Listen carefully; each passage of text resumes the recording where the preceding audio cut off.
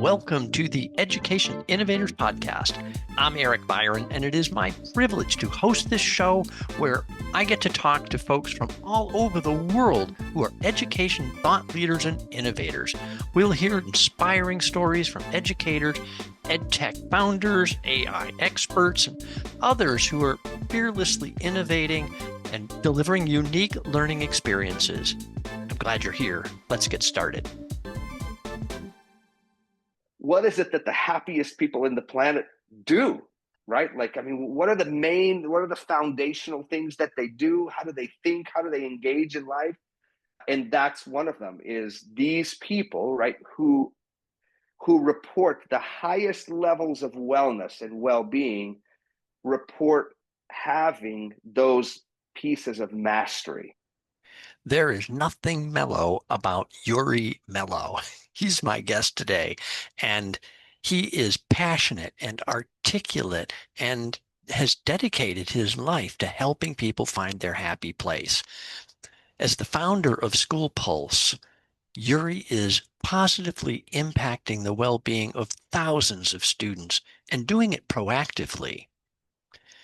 If you're concerned about kids' ability to deal with stress and to manage their emotions, you need to listen to this fascinating and fast-paced conversation with Iuri Melo. Keep listening. Welcome to the Education Innovators Podcast. I'm Eric Byron, and today I have with me Iuri Melo, and he is a licensed clinical social worker with 20 years of experience and the proud father of 5. He's the co-founder of SchoolPulse, a nationwide student support service that delivers positivity, optimism, and growth mindset tools for students, parents, and faculty via text and email. So after several teen suicides in his community, Iuri co-created SchoolPulse in 2017 to proactively support student well-being. He's also the author of Mind Over Gray Matter and the teen bestseller Know Thyselfie, and the developer of adventure-based therapy, something I'm very curious about. Oh, yes. Yes. And he's got over 300 schools in 25 states now. And his mission here is to bless the human family and inspiring students every day through kindness, psychology, and powerful weekly videos. So welcome to the show, Iuri. Eric, you are the man. Thank you so much for letting me come. And I was late, and you're just so patient to still let me do this. So I'm ready to tear through it, like you said, and let's get down to the nitty-gritty. Yeah, it's my pleasure to have you on the show. And I apologize if we hear any background noise here. We're having a thunderstorm at the moment, and it has been just booming around me. So hopefully it won't disturb us too much. All right. I do love a good storm. Yeah, yes. So, well, tell me a little bit about how you got here. So was there some kind of maybe a trigger in your life, some event that happened that pointed you towards social work and therapy? How did you get on this path? Geez, that's a great question. Over the years, I've done lots and lots of internships. I've had lots of interns. I've met with lots of high school students who are looking to come into maybe, get into the field of social work or, licensed marriage and family therapy or other ones. And they always ask me that question. So I've given that question actually a lot of thought over the years. And when I originally went to school, I actually went to school for computer information systems.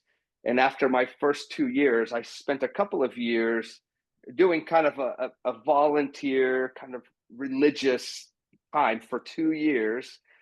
And I think it was really then, while I was out really just giving of myself during that time, kind of out of where I was at, that I think I really came to this point where I think I realized that I just really, this is going to sound so blasé, but I really just liked people.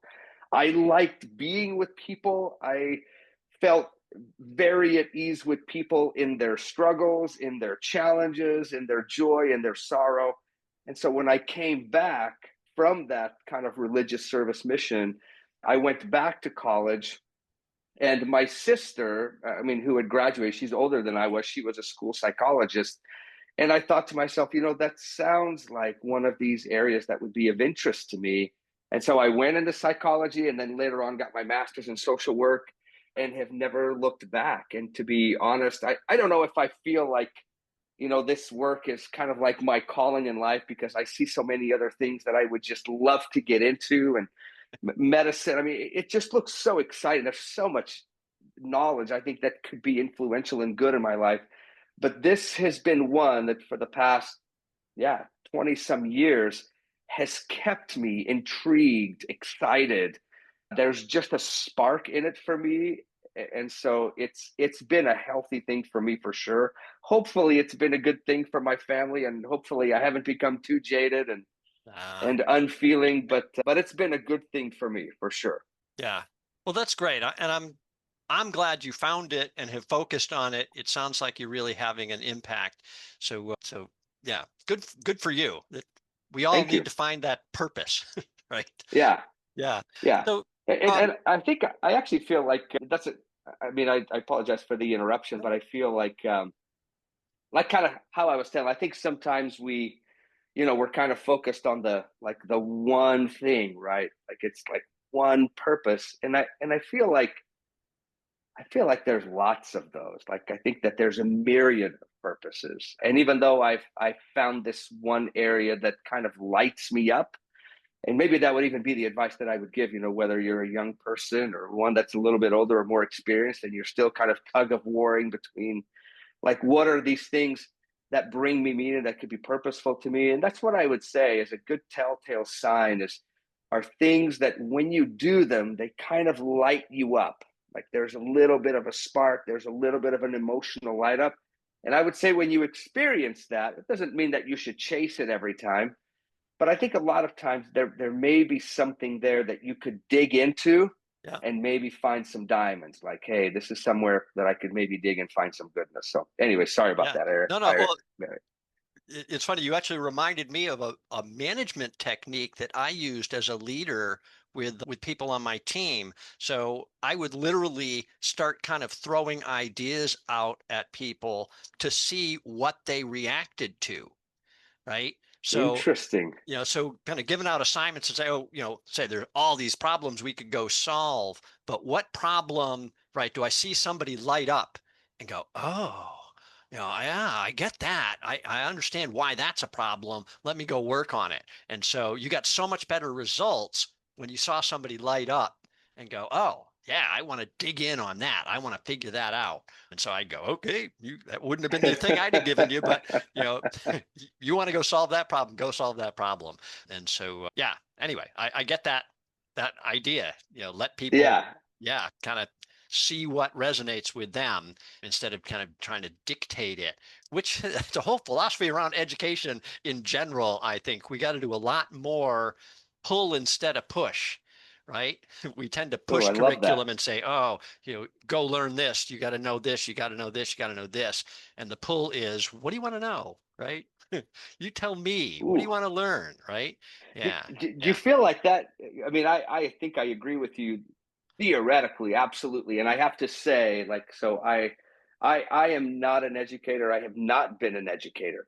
And so I realize that I feel like I've come into the field of education through SchoolPulse, 7 years ago, but I'm kind of like, the school of education is going, and I've kind of come in from the side, and I'm kind of like a slash observer coming in. And so yeah, I don't have the experience that you probably have, Eric, but I couldn't agree more with that concept of pulling, right, a little bit more instead of pushing, in part because I just think that we as humans, and I think obviously people are different. They're quite the individuals, but I think we have a resistance, a natural resistance when we're pushed. Like, and I don't yeah, know if that's just exactly. physical. I don't know if we're stubborn. I don't know if that's just like in our souls, but Yeah, I feel like when people attempt to push that, I think that there's kind of a natural resistance to that. And I think if people resist too hard, then we've lost them, right? We've yep, lost the student in a sense. So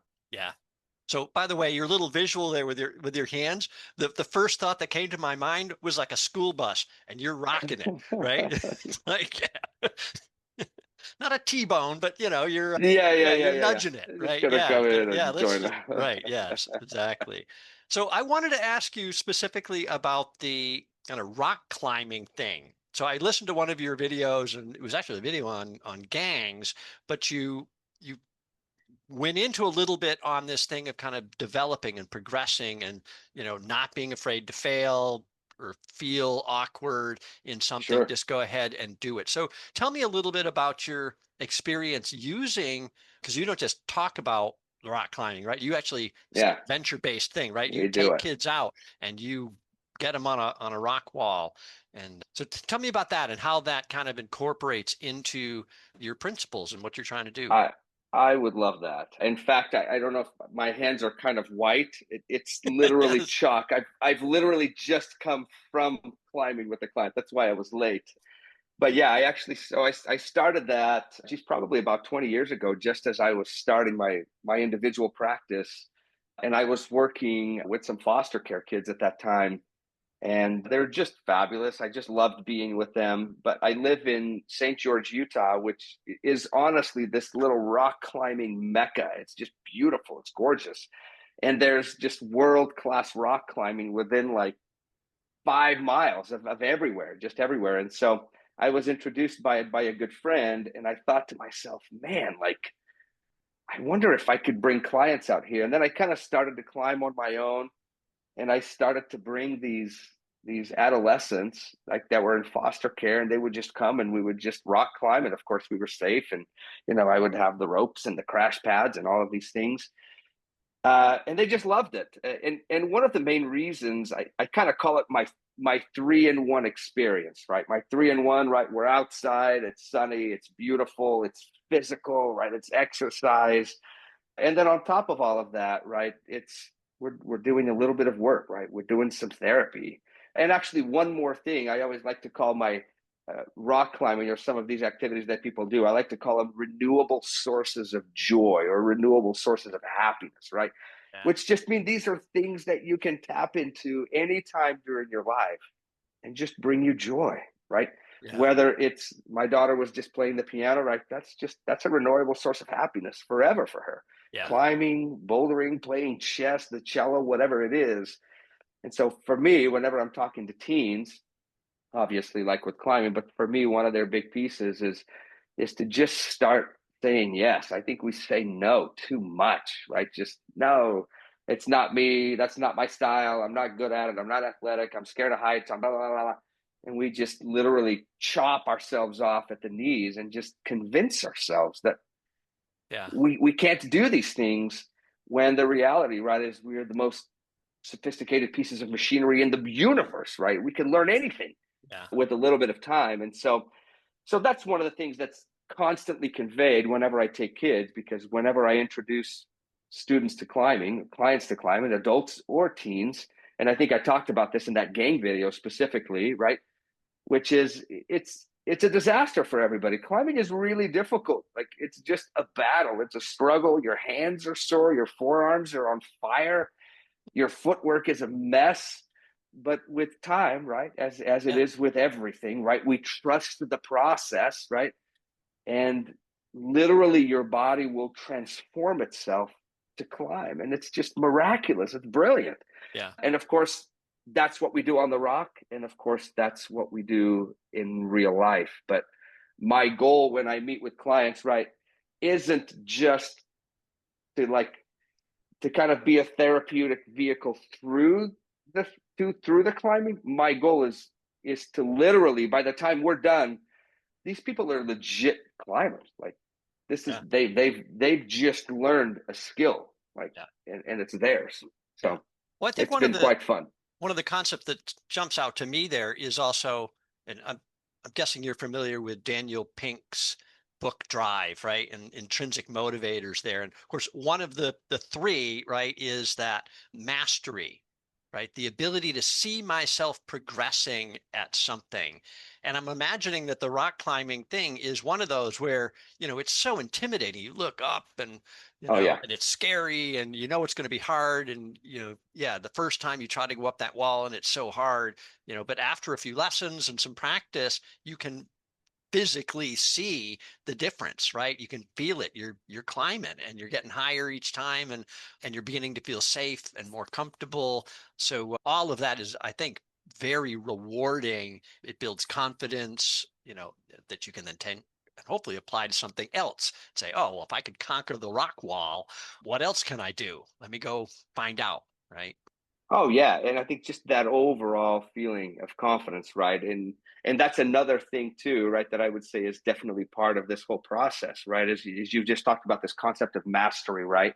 And in positive psychology, if you're looking for for kind of the foundational things that bring flourishing, right, or joy or more happiness in your life, creating a feeling of accomplishment, right, or mastery is one of those key concepts, right? So I think it was Martin Seligman that's done a wonderful job with, obviously he's kind of the father of positive psychology, but he's now done this, basically this test with millions of people, in a sense, trying to find, you know, what is it that the happiest people in the planet do, right? Like, I mean, what are the foundational things that they do? How do they think? How do they engage in life? And that's one of them, is these people, right, who report the highest levels of wellness and well-being, report having those pieces of mastery, right? And doing the kinds of things that create that satisfaction, that sense of accomplishment. And that's what I feel like, that's where mastery takes us. Yeah. But it takes time, right? I mean, Yeah. it's time, Yeah. it's effort, it's blood, sweat, and tears. And Yeah. I Well, guess another that's what makes it so. example to my own personal experience, right? So I don't know if you researched me at all, but I was a professional juggler. Oh my And gosh. over my lifetime, I have taught hundreds of people to juggle. And so, so this is another one of those. It's a physical activity. It's very frustrating at first, right? You just can't, seem to make it work. But you watch people light up, right? We were talking about that emotional reaction to it. The first time they get three balls going, right? And they go, oh, this happens, right? It works. But one of the things I loved about the juggling thing too was not only is it kind of physical and you have to kind of trust your senses. And, this is part of what I tell people is, believe in your hands. Don't overthink it. That's good. Your hands will go. They'll do it, right? You gotta get your brain out of the way sometimes, right? Let it just feel it and it'll go. But it's also can be a very kind of artistic endeavor too. Once you get past the very basics, it becomes creative, right? You start trying to come up with tricks and, oh, I could do it this way. I can bounce it off my knee. I can bounce it off my elbow, or whatever, right? And so there's a creative element that starts to come in. It's a performing art, right? And so it's funny. I love juggling also. I still juggle almost every day. I I consider it love it, kind of Eric. therapeutic and yeah. And Yeah. yes, I It's enjoy it. like one of those renewable sources, right? I mean, that's just Exactly. like Yeah. the wind or the sun. You can tap into at any time, and it'll Yep. even, even if we're just moving the needle, right? Even if we're just moving the needle a little bit, right, on that spectrum Yeah. of joy, right? Yep. And you're just moving it, 5, 10, 20%, like that's fabulous, right? Yeah. That's the goal. The goal isn't necessarily like I got to get to a 10 like immediately. Yeah. The goal is, are there things that I can do, that I can engage in, right, that will move me along that continuum? And Yep. sometimes it's really important for teens too, and adults, by the way, is to kind of see their mood right within this continuum, instead of like I'm either ecstatically happy or I'm like suicidally depressed. And instead realize that, man, there's this whole continuum in the middle, and I can influence like where I move along that by sometimes, yeah, just Yep. doing, 5 to 10 to 15 minutes of juggling. And then you talked about creativity, which I feel is this, I just feel like that is connected. I feel like, whether it's just physically or biologically or spiritually, we're just creators. And I think we have to create. I'm reminded of, I think, one of Maslow's quote where he said, what a man can be, he must be. And of course, women as well. But it's that concept that I feel we're just creators. And I think when we're creating, I think it's natural, right? I think when we're creating, we're happier. I remember going for a hike with a client at one point, and just this fabulous man. We actually used to climb a lot together as well, but this one time he didn't want to. It was quite hot, so we just kind of hiked around. And but I remember at the end of that walk, he kind of looked at me with a little bit of a wild expression in his eyes, and he said, "Iuri, I figured something out this week." And I said, "What is that?" All right, let's take a quick break. I want to plug the human intelligence movement, as I always do on this show. This is not a paid advertisement. I'm just a fan of the work that the human intelligence movement is doing. So their mission is to ensure that all students have the skills to thrive and succeed in an AI world. So you should join the movement. I've got a link in the show notes. Go click on that, sign up, follow what those guys are doing, and contribute. We all need to help. Okay. So let's continue our conversation with Iuri Melo as we're about to talk about creators and destroyers of worlds, and how we hold the power to influence and to make positive changes. All right, here we go. But I remember at the end of that walk, he kind of looked at me with a little bit of a wild expression in his eyes, and he said, "Iuri, I figured something out this week." And I said, "What is that?" And he said, I've realized that we are the creators and destroyers of worlds." And he said it with like such intensity Yeah. that, I mean, it just like seized me, like, oh my gosh. And I'll be honest with you. I mean, this was years and years ago, and maybe the statement sounds a little crazy, but I think that there was some real truth to what he said, and it like shook me then. It like Yeah. still shakes me today. I feel like it's that we're the creators and destroyers of worlds, and maybe not in some cosmic sense, but man, Yeah. here within our own lives, within We our own have power. relationships, we have power, real influence. Yeah. So, anyways, just Okay. silly stories, but love No, no, this is why I do the show. I love stories. it. Yes, yes, exactly. All right. Well, let's talk a little bit more about the adventure-based stuff. So do you do this just, one-on-one, or these group activities? How do you conduct these, and how do kids find these, or is it through the school posters on the wall, or how do we know about these activities? You take kids out climbing or hiking. Yeah. So, over the past 20 years, I've really been a psychotherapist, right? So, I've done private practice, and I still do that. So, I kind of do SchoolPulse half of my time, and I still maintain private practice. So private practice is really where I've grown kind of my adventure based therapy process. And it really is just one on one. I mean, every once in a while, I'll have siblings who will come, Okay. I'll have parents who will come and join me. But I mean, I've done a couple of group events, but it really is individual. Like it's one on one on the rock. We have a really fabulous climbing gym here, so we'll use that as well. But it's one on one, and it usually starts with one, and then I always kind of say, like, I'll have a younger brother or a sister. They're like, "Oh, I want to do that," and then I Yeah. end up kind of seeing a little bit of the whole family. But I try to make it an individual experience, and it's really exciting. It's fabulous, I think, for the individual. I feel like sometimes therapy is a little bit of an intense process. I feel like, I think between adults, you and I are pretty good at this, right? We're kind of talking, we have goals, we have objectives, we know what we want. This is kind of what we're looking to do. But most of the times teens don't. Like, Yeah. usually their parents bring them there, right? They kind of want them to change or do something.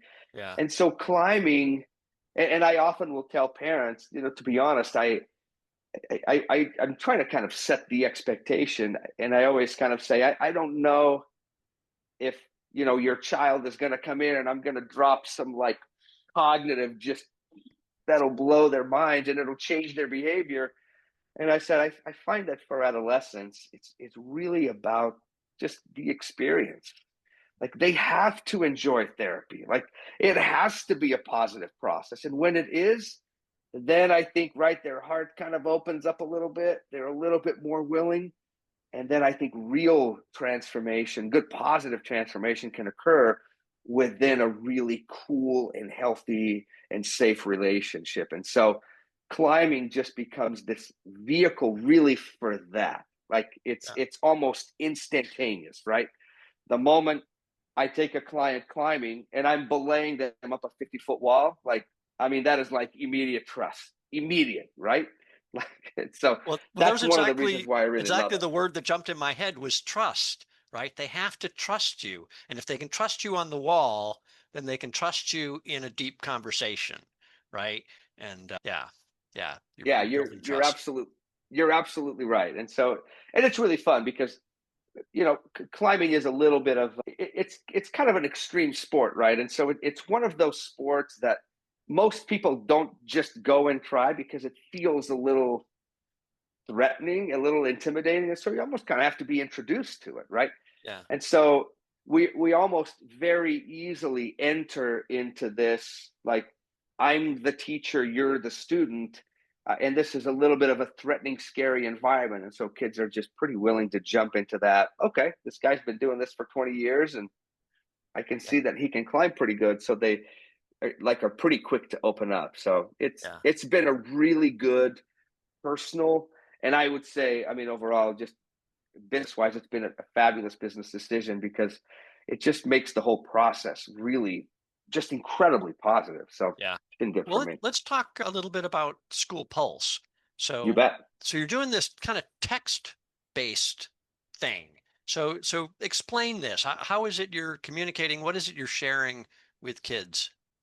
I love that. Yeah. So about 7 years ago, you kind of talked about it. We began School Pulse here in Southern Utah. We had 7 students who took their life by suicide in our community. We live in just this most beautiful place, Eric. And it honestly rocked the community. It rocked a lot of the principals who had lost kids at their school. And one of those principals reached out to me, a principal that I really respect. Feel he's a real innovator there, and he realized that these student deaths happened, and all that he really had at his disposal were just reactive things. Right? He said to me, like, "Man, Yuri, I feel like I'm just like a fire extinguisher on the wall. Right? Crisis happened, and we got to break the glass and jump into action, and by then it's too late." And so him and I kind of began a series of discussions about how can we bring something, right, that is more proactive, that is engaging, that is truly preventative, because I feel like a lot of the programs that are out there are less about suicide prevention, more about suicide intervention. And so we're really trying to go upstream, upfield, right? And try to, instead of focusing just on the risk factors, right? What are the signs of suicide or what are the risk factors? Our goal is really to change that paradigm, right? To can we teach kids the protective factors? Can we give them the kinds of tools that will insulate them and protect them from suicide and depression and anxiety and trauma?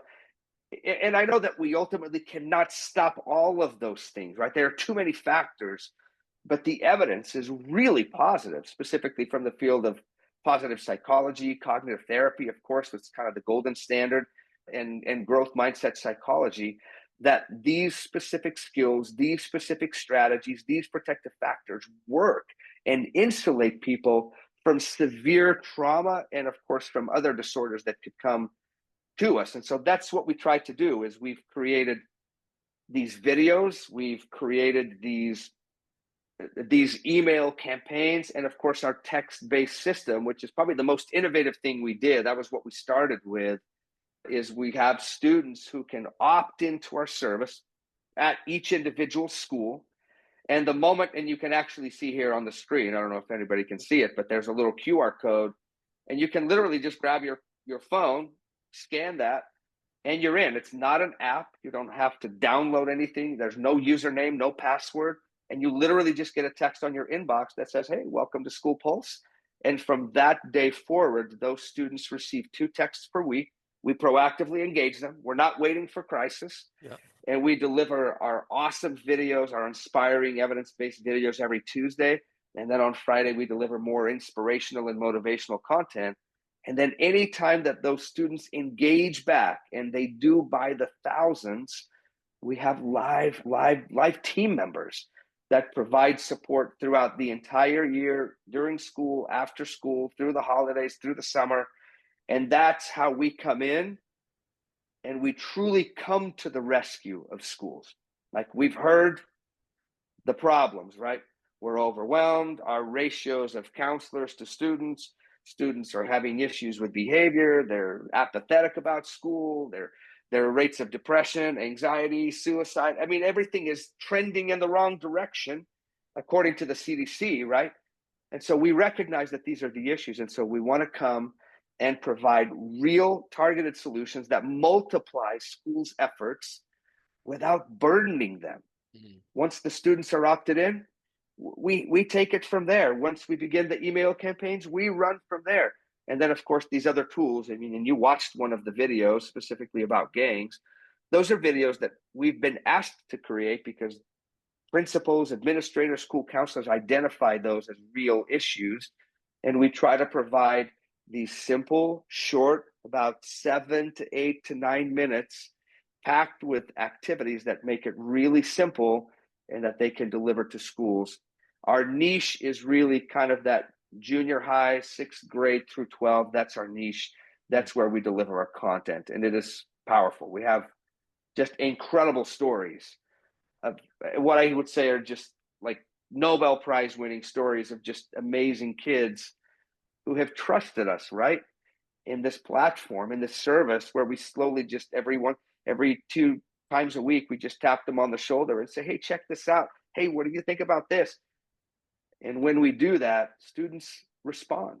Yeah. And once they feel that sense of trust, that this is a great place, it's anonymous, then students really talk. And not just about the wonderful things in their life, but sometimes about the real tragedies too. Yeah, because it feels to me it's kind of a give first kind of thing, right? I'm not asking you to do anything, you don't owe me anything. I'm just going to give you some positivity, and and at some point, if you want to reach out, you can reach out, right? Up to you. Yeah, I love that. Here in Hong Kong, in Asia, really the whole region, this is a real problem. We have one of the highest suicide rates amongst teenagers because of academic stress levels here. Really, there's huge pressure on kids to be successful in school here.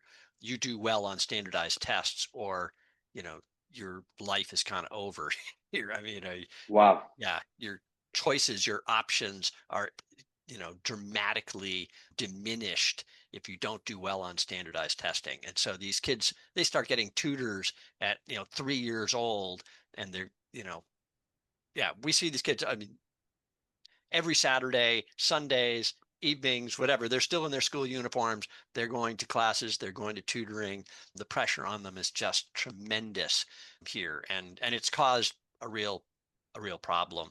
So anyway, I'm thrilled with the work that you're doing, and I'll, for transparency, so I was a teen with a problem too, and I had an attempted suicide in high school.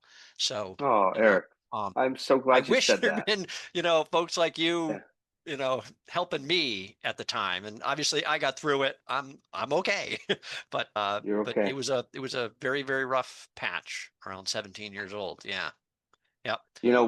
My wife and I traveled to South Korea, I mean, years and years ago. I don't even remember, probably 13 years ago, 12 years ago. And we saw that. I remember us, walking through the town at night. I mean, 7, 8, 9, 10 o'clock. And we could see students, like little kids, right? Yeah. Which, by the way, I mean, just walking from school, it was incredible. I mean, their level of commitment is, it's admirable, but I can also see what you're talking about, Eric, which is there's also potentially a negative side to that, which we should talk about that. I wonder if there's a way that we could partner up and maybe help there a little bit. That'd be really interesting. Obviously, there's some language and culture of course things that would have to adjust, but there's certainly a need, I think, here, and and there could be, and there's a sensitivity to it, right? People are concerned about this.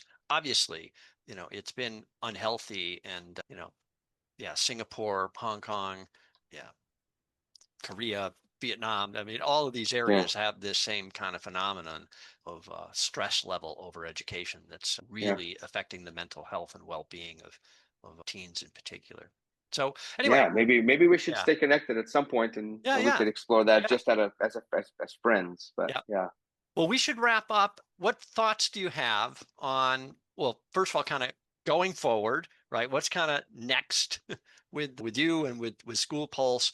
And then, anything I didn't ask that you were hoping I'd ask.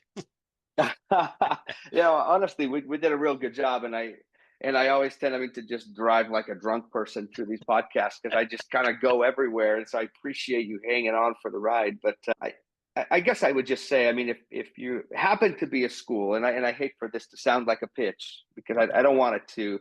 I really want it to feel like we've really tried, we've really worked hard to listen. I think to listen to schools, to listen to administrators, to listen to superintendents, whether it be in local or I guess even international schools. But I think we've done a good job at trying to identify the problems, right? What are the problems? What are you looking to solve?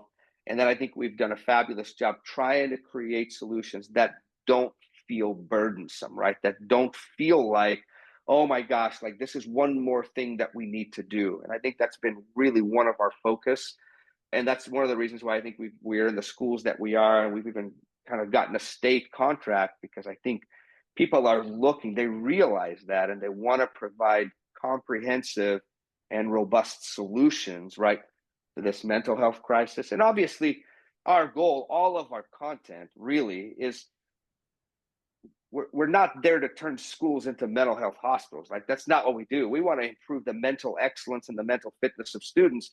And really, our goal is we want them to perform well academically. Like, that's our goal. Yeah. We want them to perform well behaviorally. Like, that's our goal. And we realize that that's what you're there to do.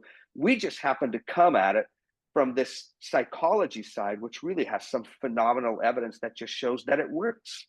Like, when we teach children these concepts, it works. Like, it elevates their performance, it elevates their persistence, and it helps them to make better decisions. And so that's kind of where we come from. And we really try to be just a positive asset, a non-burdensome asset to schools. Yeah. Any chance you guys are going to develop an AI chat bot kind of experience specifically to give kids somebody to talk to that's really non-threatening?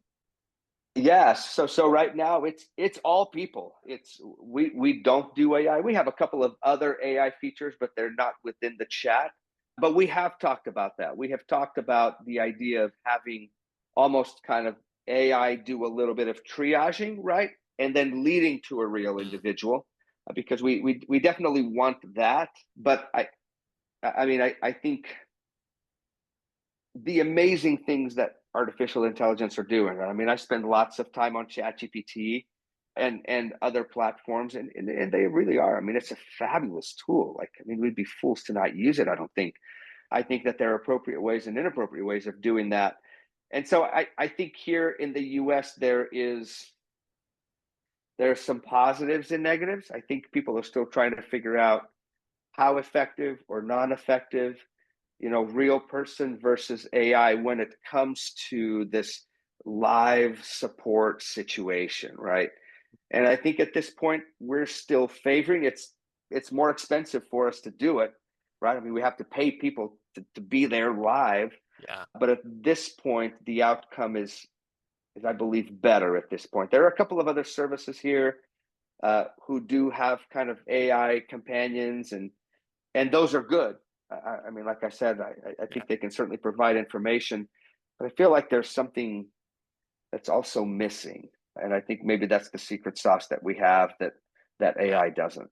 Well, good. I'm actually kind of glad to hear you kind of push back a little bit on that because Sure, I have some real concerns about some of these sure, companionship things and folks who are monetizing this without guardrails that, they can get into some really inappropriate areas with kids. They're not helping them. They may right. actually be exacerbating whatever problem, amplifying it through the chat bot with no human supervision, right? Nobody's really monitoring those conversations and realizing that it's going down a bad path. So anyway, so we'll keep our eye on all of that. I've had some guests on specifically to talk about that. And my next guest that I'm going to be talking to here in just a few minutes, actually 30 years with the NSA. Wow. Yeah. And her I'm whole going to thing have to is on, listen to that one, yeah, Eric. I'm going to have to privacy. listen to that one. Yeah. Data privacy. And yeah, and she's also working with the same age group you're working with, talking about online, security and practices and, how to minimize your risk online. So that'll be Ooh, fun. I'm going to have to listen to that one. Yeah. I'm going Yeah. to have to listen to that one. Yeah. Well, Iuri, thank you so much. This has been a pleasure. It's been so much fun to talk with you. And yes, we need to stay in touch. I think so. I think so. I really appreciate it. It's good to have a friend in Hong Kong. Yeah. I've got a couple of boys who are actually kind of doing some of these service opportunities as well. And one of them is going to be in England, the other one is going to Japan, but both of them are speaking Mandarin. So that's kind of Oh, okay. they're assigned to speak Mandarin in those areas and to try and to teach and to help and to serve people who are Yep. Chinese. And Nice. so I'm kind of a fan. I'm a Good. fan. All right. So anyways, thank you so much, Well, Eric. great. Well, thank you so much. All right. You bet.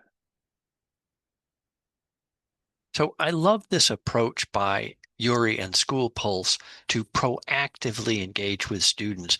And I love that the students opt in, right? This is not forced on them. There's no pressure to engage, yet thousands of kids do engage with them.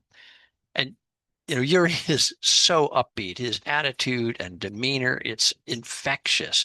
And what they're doing, it is innovation in education, but it's done without technology, right? This isn't about technology. It's about human connections and caring. It's about treating students as unique human beings and honoring their privacy and individualism. It's also about arming students with the skills and attitudes they need to be successful in school and in life. And they're doing this without burdening the teachers and the staff, right, with additional work. This is great. All right, I've got a link in the show notes so you can find SchoolPulse. I hope you'll check them out and see if this might be a good fit for your school. All right, I am Eric Byron. Thanks for listening to the Education Innovators Podcast. To all those education innovators out there, keep doing what you're doing. You are making a difference.